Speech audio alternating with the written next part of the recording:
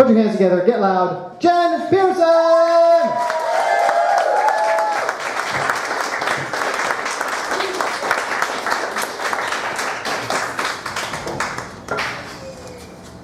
It's okay, it means I'm a novelty. So I was listening to the radio on my drive down today, and unfortunately I was listening to 95 XXX because sometimes I make bad decisions. And this Kesha song came on, and it's called Blah Blah Blah. Yeah, shit's poetry, you guys should totally look it up. But there's this lyric in it that stood out to me, and it's, don't be a little bitch with your chit chat, just show me where your dick's at. Oh, honey. If you can't find his dick on your own, you have bigger problems than him being a little chatty. Smaller problems?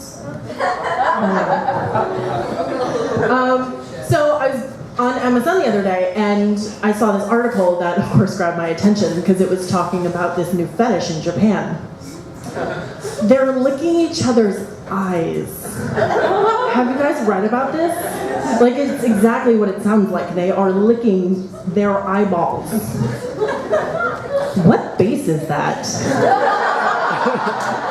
Like, it's not first, because it's totally more intimate than just making out, but it's not exactly like a hand on the boob. So, I mean, is it like trying to steal second? I don't... And it just... Like, what is it about it that's sexy? Like, is the texture particularly pleasing on the tongue? It's gross.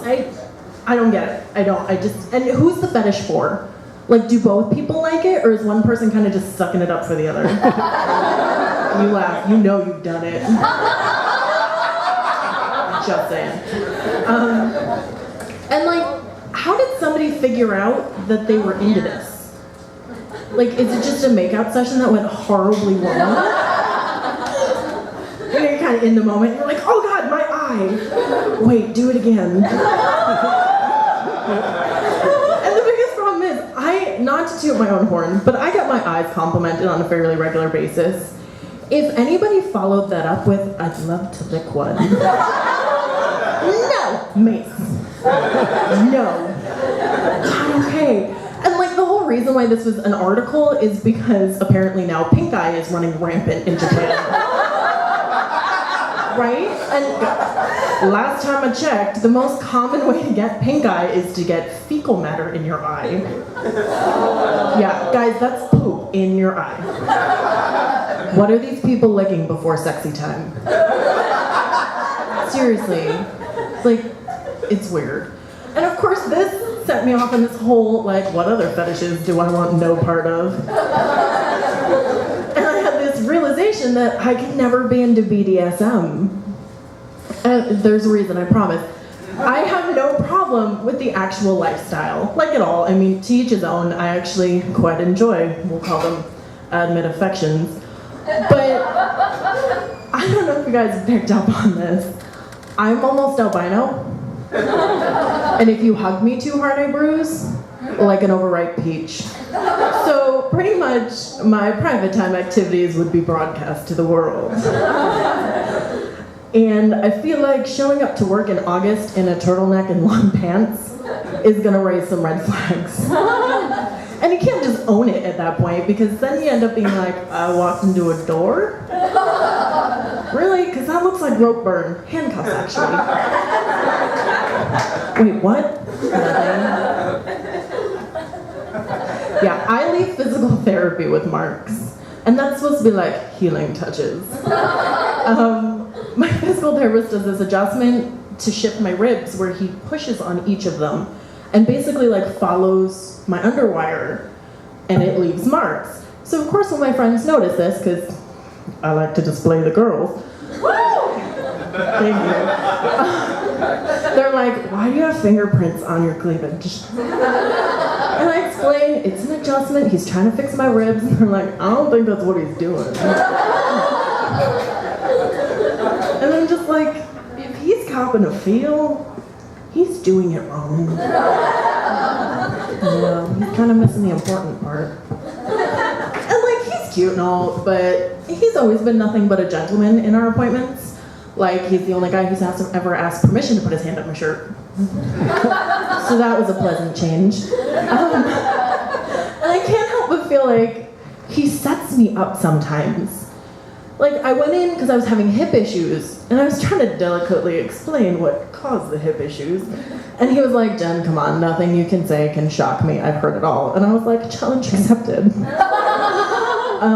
So I was having sex this weekend. And then, of course, because I don't think ever, I'm on the adjustment table and I start acting it out. Yeah, so I'm on the table going, well, I was on top and I was leaning forward so that he could, never mind.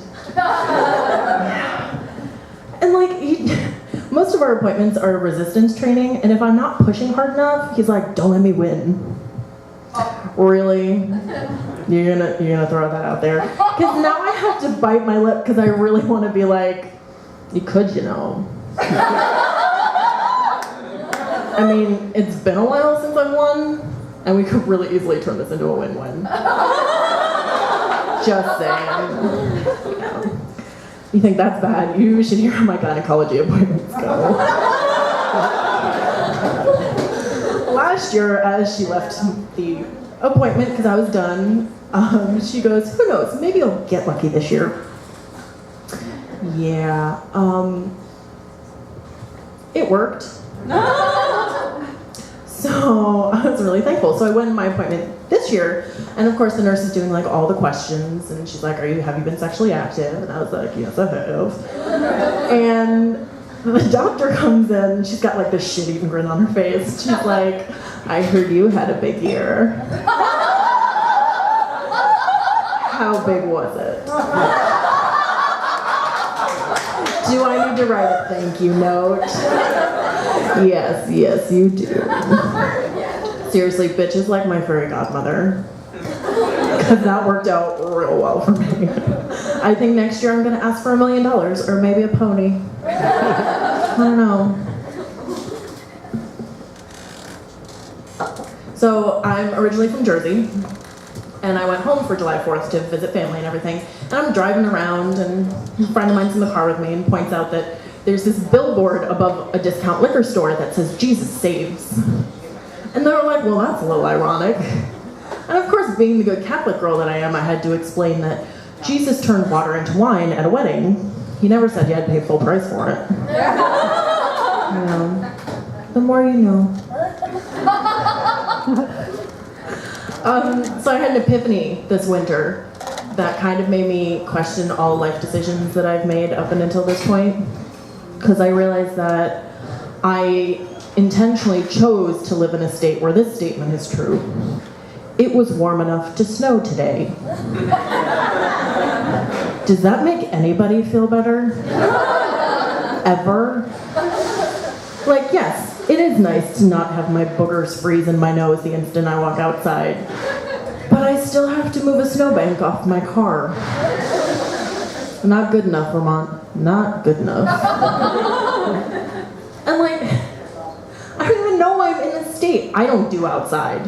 Like, at all. I resent walking from my door to my car 9 months out of the year. And like, it's exhausting, because as a single female, all the men in the state want to do is run up a fucking mountain or strap a friggin' board to their feet and slide down it. What the fuck? Just stay inside. It's nice.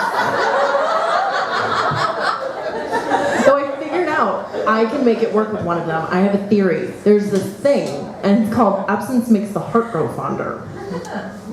It is. People say it all the time, I promise. And I could make it work because he can go out and do all that bullshit outside with his friends, and I can take that time to miss him. It'd be very good for our relationship. Hell, I will go domestic for this. For real, I will have cookies in the oven, pot roast on the table, and a drink mixed for you if you want. And I will do it wearing heels, an apron, and pearls, and just that, if that's what it takes. Seriously, I'm dedicated to this. I will compromise the shit out of the situation. Please don't make me go outside.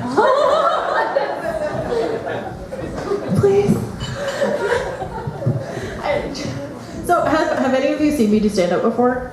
Okay, so a couple of you. So those of you who have, you know what an accomplishment it is for me to make it this far into a set without talking about my boobs. And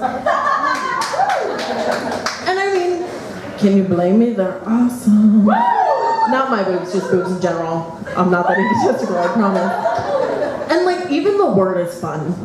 I think it's the double O, just boobs. It is, it's fun. I like fun words. I do, like chuckle. Doesn't saying chuckle kind of make you want to chuckle? Say it. See? It worked.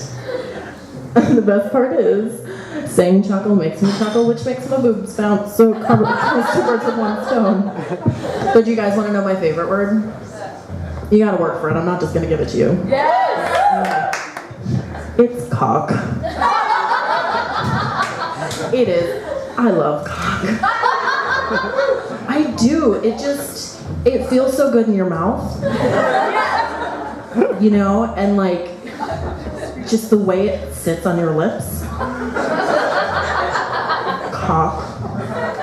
It's good. And you feel it deep in your throat. It's nice. I'm talking about the word pervs. Calm yourselves.